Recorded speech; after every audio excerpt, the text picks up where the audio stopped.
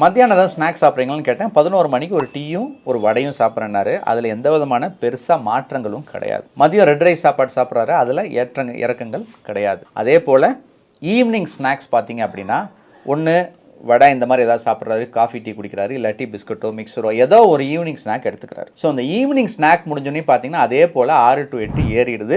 திருப்பி டின்னர் சாப்பிடும்போது ஏறுது. ஸோ இதில் வந்து எப்படி இந்த ஸ்நாக்கில் தான் ஏறிச்சு அப்படின்னு நீங்கள் சொல்கிறீங்க டாக்டர், அது சுகர் பிஸ்கட் தானே, எப்படி ஏறுது, சுகர் ஃப்ரீ பிஸ்கட் தானே அப்படின்னு நீங்கள் கேட்கலாம்.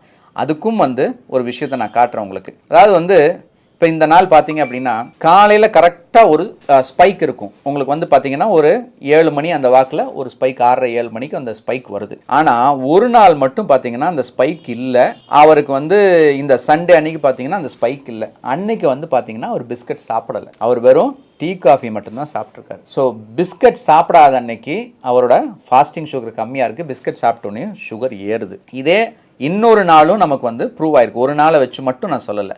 அதே போல் அடுத்த வாரத்தில் பார்த்தீங்கன்னா அதே புதன்கிழமை அன்னைக்கு பார்த்தீங்கன்னா அவரோட சர்க்கரையோட அளவு ஃப்ளாட்டாக இருக்குது. அன்னைக்கும் பார்த்தீங்கன்னா நோட் பண்ணி பார்க்கும்போது அன்னைக்கு அவர் பிஸ்கட் சாப்பிடல. ஸோ இது ரொம்ப தெளிவாக புரிஞ்சிக்க வேண்டிய விஷயம்னா 2 சுகர் பிஸ்கட் தான் நம்ம நினைக்கிறோம். ஆனால் அந்த 2 சுகர் பிஸ்கட் சர்க்கரை ஏற்றி உங்களோட போஸ்ட் பிராண்டியல் சுகரை 200க்கு கொண்டு போயிடுது. அதே போல் இன்னும் சில சுவாரஸ்யமான விஷயங்கள்.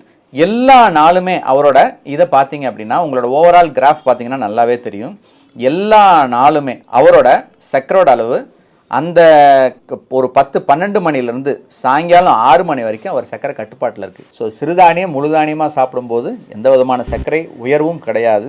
அதே போல் சிவப்பரிசி சாப்பாடு மத்தியானத்துக்கு வந்து மட்டையரிசி சாப்பாடோ சிவப்பரிசி சாப்பாடோ சாப்பிடும்பொழுது எந்த விதமான சர்க்கரை உயர்வும் கிடையாது. சாயங்காலம் இவர் ஸ்நாக்ஸ் சாப்பிடும்போது தான் திரும்பவும் அந்த சர்க்கரை ஏறுது. இது ரொம்ப ஒரு முக்கியமான நோட் பண்ண வேண்டிய பாயிண்ட். இன்னொரு விஷயம் நான் சொன்னேன், அவர் வந்து 11:30-12 மணிக்கு ஒரு வடையும் டீயும் சாப்பிட்றாருன்னு. அந்த வடையும் டீயும் சாப்பிட்ட எந்த நாளுமே வந்து மத்தியானத்தில் அவருக்கு ஏறவே கிடையாது. ஆனால் ஒரே ஒரு நாள் மத்தியானம் அவர் ஏறி இருக்கு. ஸோ அது என்ன காரணத்தினால அப்படிங்கிறத அனலைஸ் பண்ணேன். இப்போ பார்த்தீங்கன்னா இந்த 19 தேர்ஸ்டே அன்னைக்கு பார்த்தீங்கன்னா மத்தியானத்தில் ஒரு சுகர் ஏறி. ஸோ அன்னைக்கு என்ன ஸ்நாக்ஸ் எடுத்துக்கிட்டீங்க அப்படின்னு கேட்டால், டாக்டர் அன்னைக்கு வந்து நான் கொஞ்சம் வெளியே இருந்தேன், அதனால் வந்து இந்த பஃப்ஸோ சமோசாவோ ஏதோ சாப்பிட்டேன். ஸோ மைதாவில் செஞ்ச பஃப்ஸோ சமோசாவோ சாப்பிட்ருக்காரு. அதில் ரொம்ப முக்கியமாக நோட் பண்ண வேண்டிய பாயிண்ட், அன்னைக்கு சுகர் ஏறினது குறையவே இல்லை. கிட்டத்தட்ட அடுத்த நாள் ஃபுல்லாகவே கீழே இருந்த சர்க்கரையோட அளவு கூட, நார்மலாக இருந்த சர்க்கரையோட அளவு கூட அதிகமாக இருக்குது. ஸோ ஒரே ஒரு வேளை இந்த மைதா ஸ்நாக்ஸை நீங்கள் எடுத்துக்கும் பொழுது அது குறையிறதுக்கு கிட்டத்தட்ட 24 மணி நேரம் ஆகுது. நான் என்னைக்கோ ஒரு நாள் தான் சாப்பிட்றேன் அப்படின்னு சொல்லிட்டு வாரத்தில் ஒரு முறையோ 2 முறையோ இந்த மைதா ஸ்நாக்ஸை நீங்கள் சாப்பிடும் பொழுது உங்களோட சர்க்கரையோட அளவு 2 நாளைக்கு, ஸோ வாரத்துக்கு 2 நாள் அதிகமாக இருக்கும்போது